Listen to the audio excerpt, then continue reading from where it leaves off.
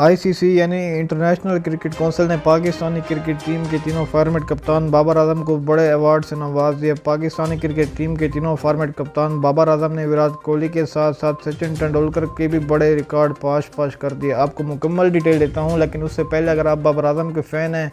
तो इस वीडियो को लाइक करें, साथ ही चैनल को सब्सक्राइब करने के साथ साथ बेल के आइकन पर क्लिक कर दें। और आप सब ने कमेंट बारे में किंग बाबर आजम ज़रूर लिखना है ताकि पूरे पाकिस्तान को पता चल जाए कि पाकिस्तानी क्रिकेट टीम के कप्तान बाबर आजम अब किंग बन चुके हैं। वीडियो में जाने से पहले आपको याद रहे कि जो मालूमात मुझे मिली है इसकी कोई तस्दीक नहीं है, सच भी हो सकती है और झूठ भी अल्लाह बेहतर जानता है, तो आपने इसको सीरियस नहीं लेना। जैसा कि आप सबको मालूम है कि जनवरी 2021 से आईसीसी यानी इंटरनेशनल क्रिकेट काउंसिल ने प्लेयर ऑफ द मंथ का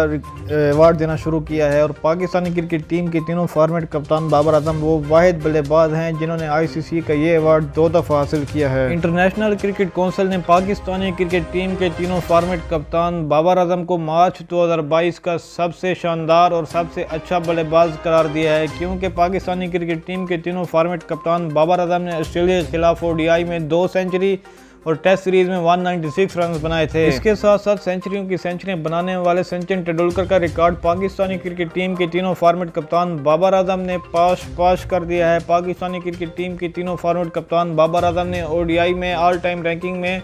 891 पॉइंट हासिल किए हैं, जबकि सचिन तेंदुलकर के पॉइंट हैं 887।